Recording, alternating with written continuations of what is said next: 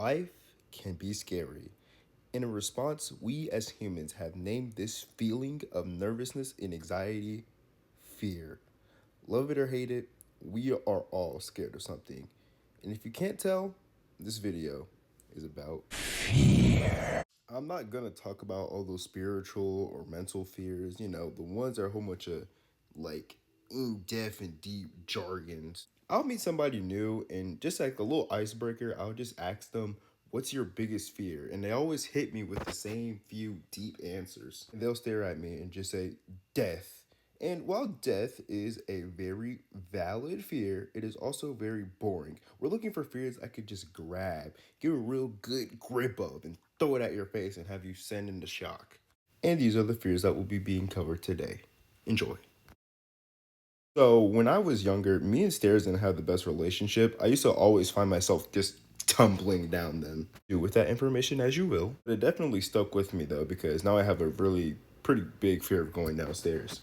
But in my opinion, I think I've gotten better at it. I have a fear of stairs with no middle parts, and I have a graph to explain that here. Staircase 1 titled Death here, we have half a rail and no barrier on the other side, with gaps in the middle and no carpet. Recipe for disaster and my death. Staircase number 2, simply titled just No. We have no rails and we just have a white wall and glass and windows. For the safety of me and this home, I'm not going down these stairs at all. And if I ever do, it has to be dire situations.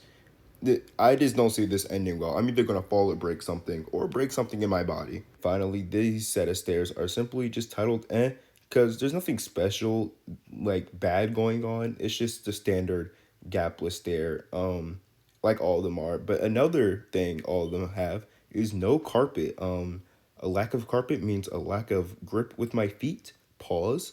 So I would just refrain from buying these stairs, but I wouldn't be too scared going down them because they have a rail and a little side part to catch me. But dear viewers, sit back as I regale you in a tale of the scariest run-in I had with stairs. Years ago, it was me and my mother, who you can see is different from me from that pearl necklace, my baby brother and her friend, all going down this trail we have or not by our house, but pretty close to it. We were walking along the trail when we find this very watchtower you are seeing here. As you can see, there's a big bottom of a base by that, so you can't really see the view. And there's gapped stairs, as that is our topic of situation and problem. So me and my brother went to go up there to see the view, but the issue is that big gap, he couldn't see through it all the way. He wanted to see the view. So as a bigger older brother I get the bright idea to put him on my shoulders. You see, dear viewer, the piggyback shoulder ride edition comes with its pros and cons. 1, we are now taller, and 2, it is more fun. And you even get an added on big brother points when you do it. But the cons is, the older brother has no hands, and we are now defenseless. So if I go down, we both go down. So when it comes time to come down, we are going down the gapless stairs. No rails available, no hands. He's like 2, 3, or 4. 4 at most. Heart is beating as I slowly make it down those stairs. I mean, you have to just think about this situation. I'm scared of going downstairs. I'm not steady at all. He's on my shoulders. I mean, there's real danger ahead. You have to look how high up he was. I mean, I could have died. I was in danger, not him. He was fine. I could have died personally. And now I am a 19-year-old young man, and I still use the rails. Sometimes I use both hands. And shout out to the Atlanta United Stadium, Mercedes-Benz Arena, for being really steep. I do not like going up there that high. I try to stay as low as possible most of the time because of how steep the top is. Horrifying experience. Great games, horrifying experience. Now, my second personality defying fear is my fear of cockroaches. Now, I could just sit here and give you what I just gave you, a flashback of what happened, but I'm going to give you an in-depth story on what really spawned this fear, what really caused this fear. So sit back, relax, and sip on that wine, and grab a seat by the fireplace and enjoy this story I have to tell.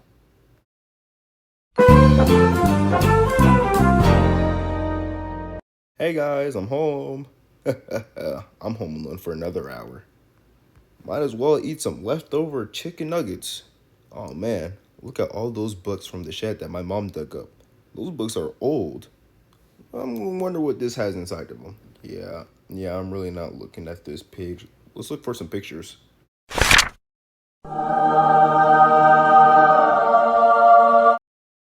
Yeah, like there was just a roach waiting in the page for me. I don't know, like what kind of council of fate decided I will flip to this exact page and there'll be a roach inside. Like, why was that my destiny? Why was I gifted with the perk of roach in a book? Stupid, man. And that's why, like, I'm so scared of them, man. Like, every time I see one, it's like a jump scare. It's like a real life quick time event, and every time I see one, my body shuts down and I just fail.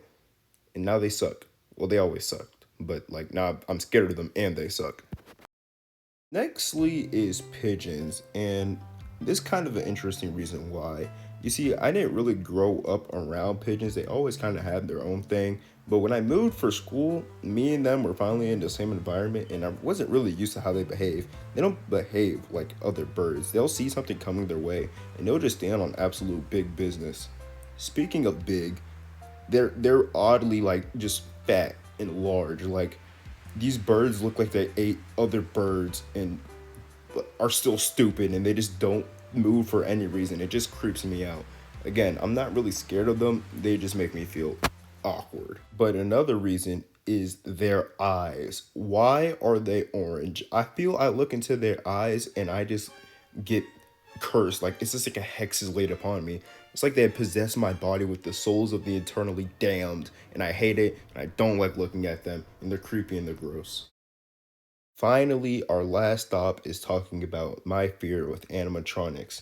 And I know what you're already saying. Yeah, Five Nights at Freddy's and Chuck E. Cheese was pretty creepy as a kid, or even now. And I'm here to say, no, nigga. No. No.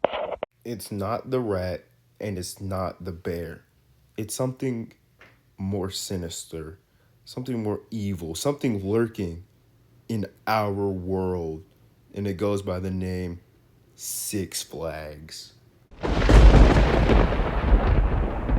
It's October 2023, and me and two of my friends find ourselves at Six Flags for a college trip. And they rent out the park, so we're gonna be there all day. So I made it my personal mission to ride any ride that I haven't yet got on before. That's when I make it my personal mission to go on the Monster Mansion ride, which I've never been on before. Now, I've never seen this ride personally, like no videos or anything about it, but I've had a theory, a game theory, if you will, on what would go, like what would happen.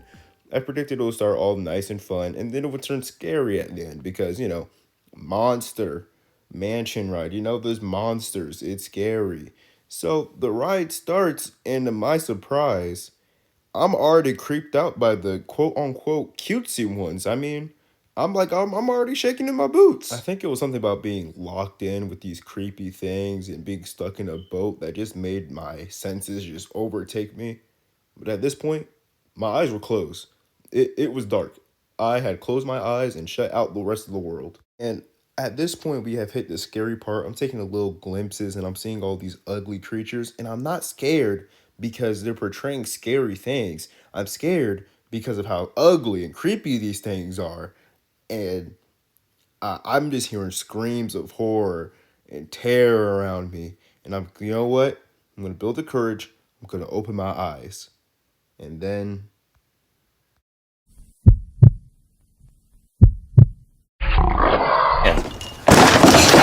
pure, unfiltered nightmare fuel.